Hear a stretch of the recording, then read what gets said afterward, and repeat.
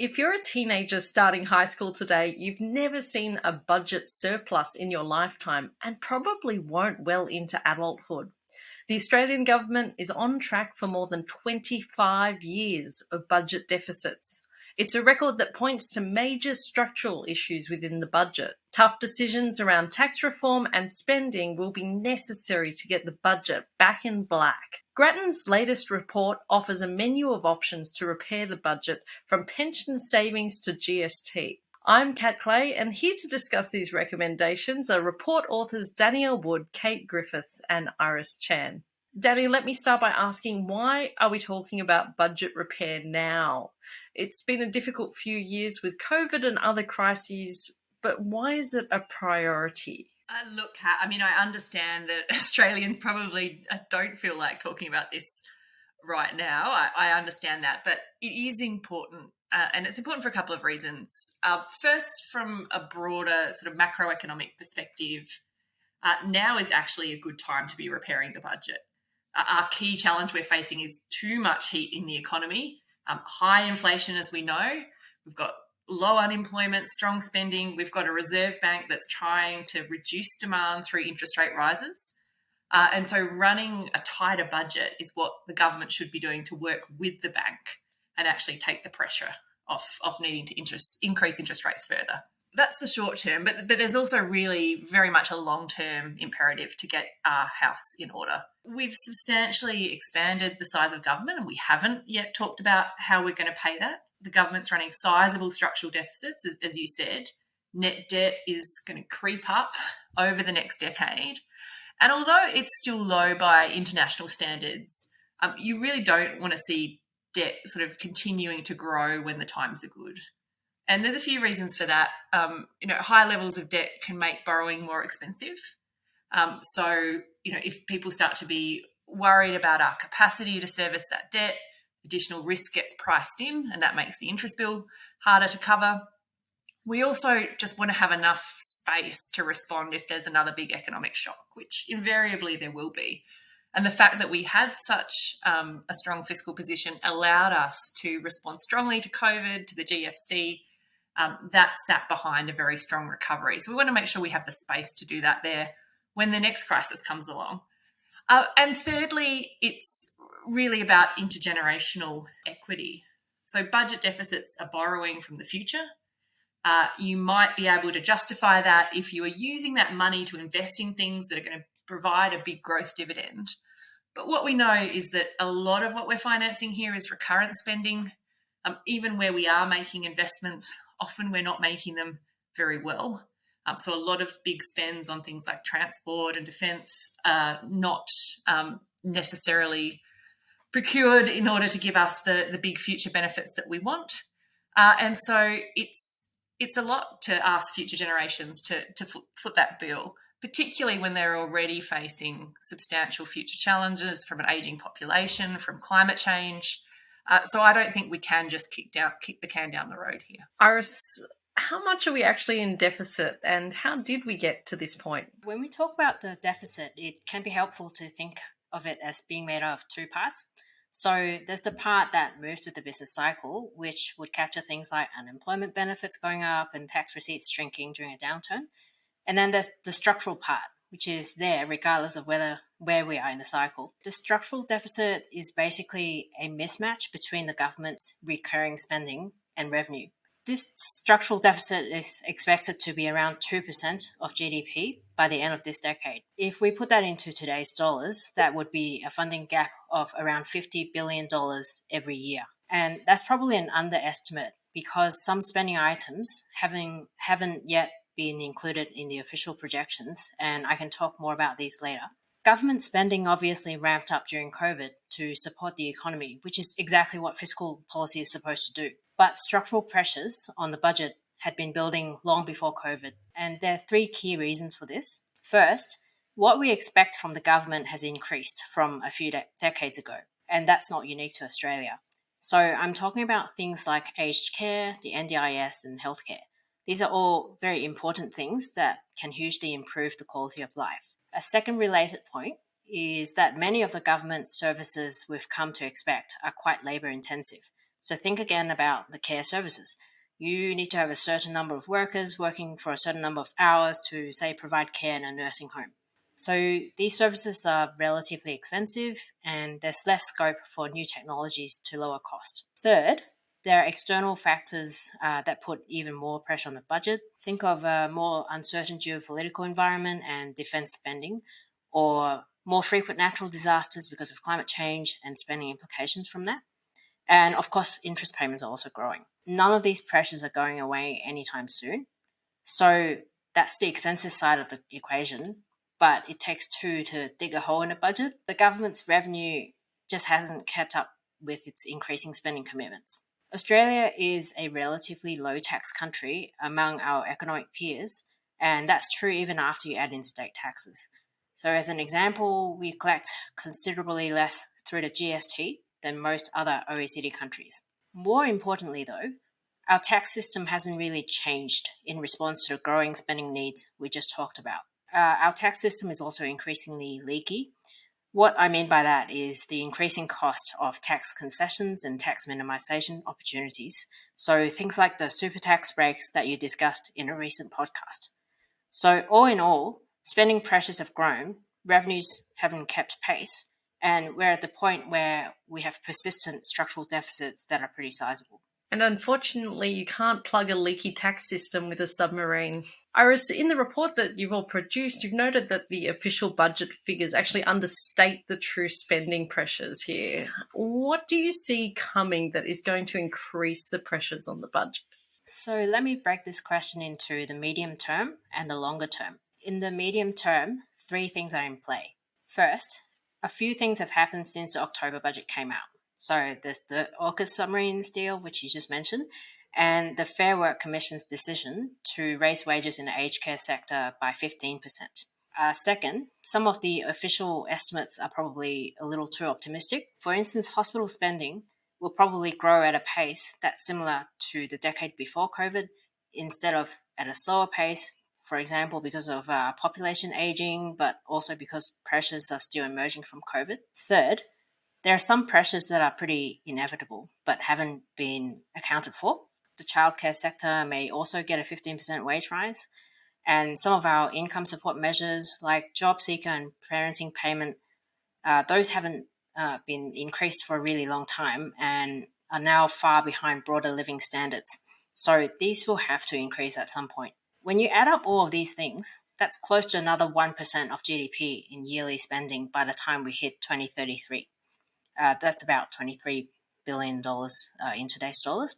So that means if we keep going the way we've been going, the structural hole in the budget will be closer to 3% in the medium term. On top of that, in the longer term, you also have additional pressures from an aging population and slower productivity growth, as well as climate change, all of which are structural things that will make the hole in the budget even bigger.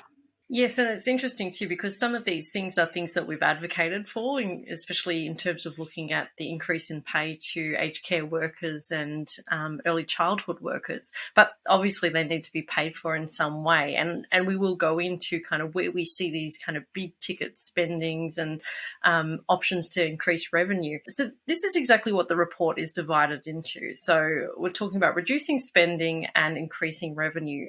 Kate, I want to talk to you about the spending side of things. Are there any low-hanging fruit here? Yeah, Kat, we're always looking for the low-hanging fruit, aren't we? Spending cuts, unfortunately, because they've been the focus of the budget repair efforts for a long time now. Most of the lower-hanging fruit has already been picked, but that doesn't mean there aren't savings to be had, and we go through a whole menu of options in the report. The single biggest opportunity on the spending side would be to adopt better processes for infrastructure and defence procurement, because the dollars involved here are just so big. The federal government spends about $50 billion a year on defence and transport infrastructure, and there are a lot of mega projects in this space, which is sort of individual projects worth billions of dollars.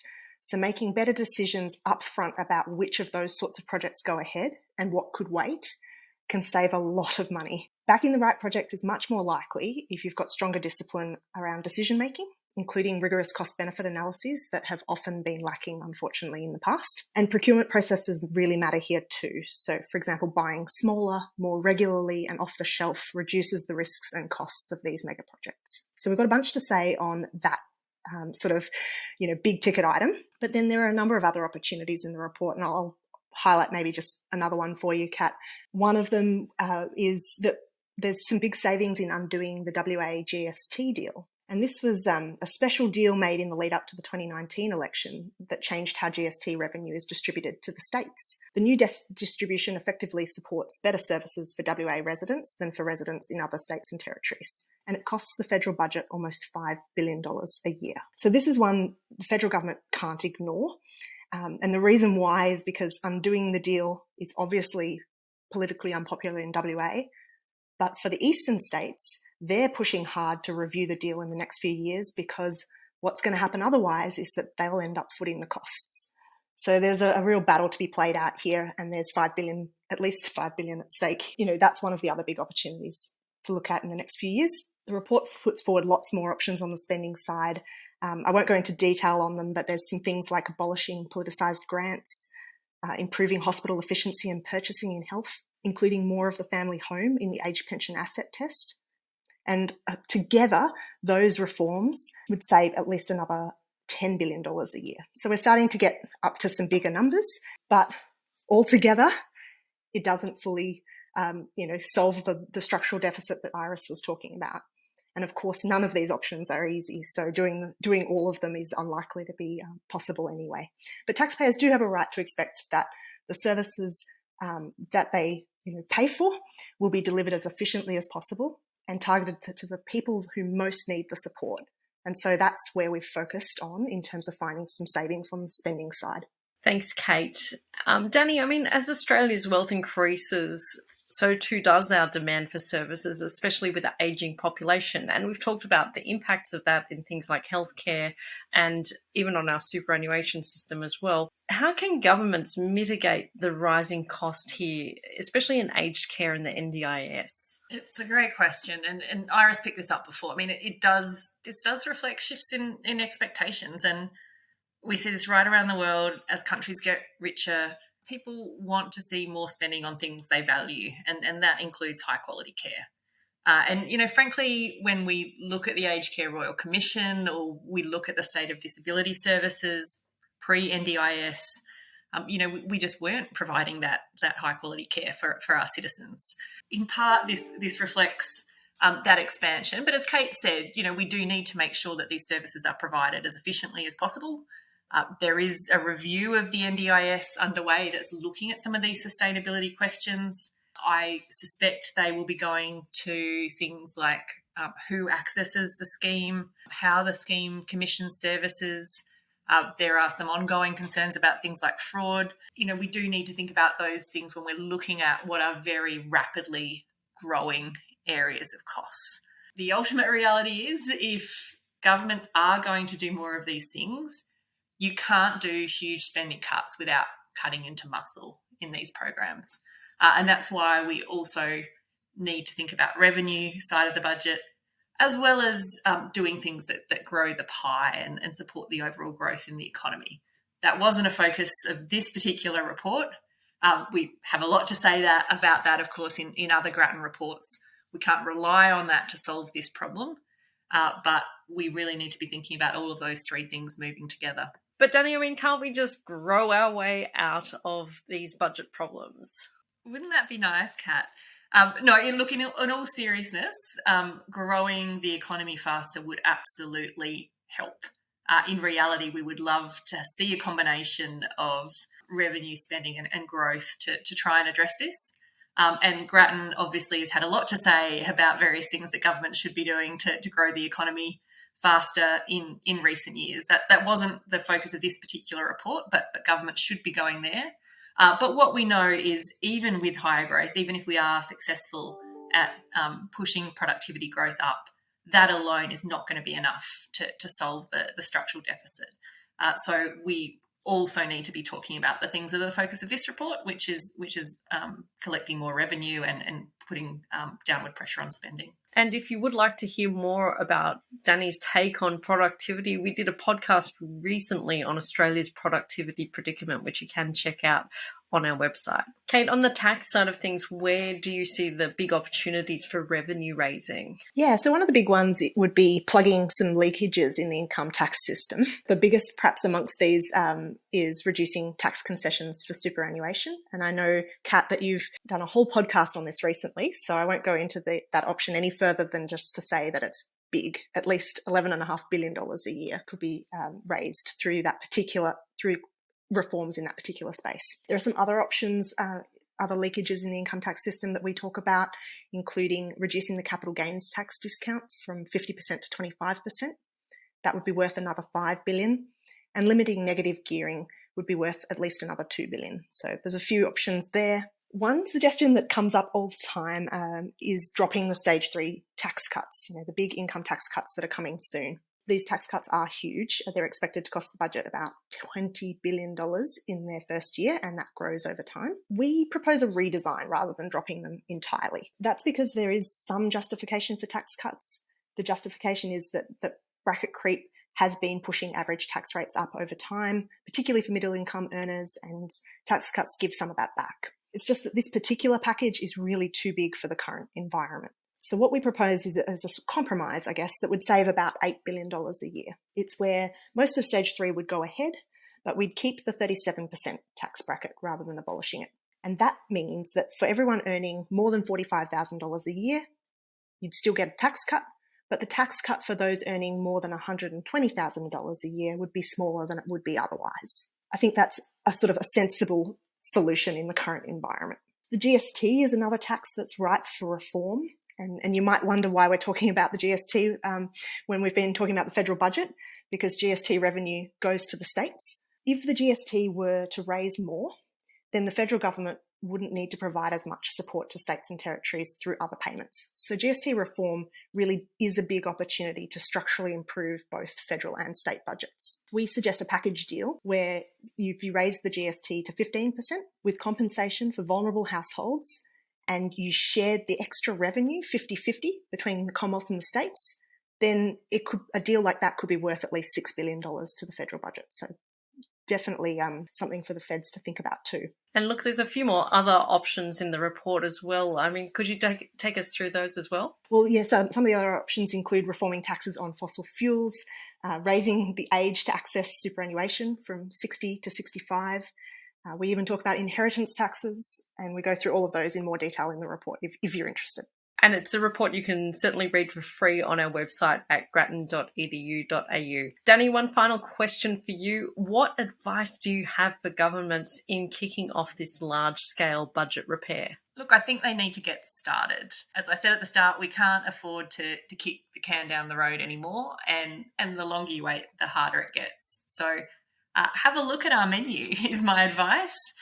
We understand that there aren't easy solutions here. None of these things are easy, but you can at least choose some of them and start chipping away at the problem. Thank you, Danny, Kate and Iris. It's an excellent report, chock full of recommendations and, like they say, a menu of choices in terms of budget repair. So I do encourage you to check that out on our website. If you like this podcast, please do hit subscribe on your favorite podcasting or YouTube app. If you want to talk to us more about this issue, please talk to us on Twitter at Grattan Inst or all other social media channels at Grattan Institute. As always, please do take care and thanks for listening.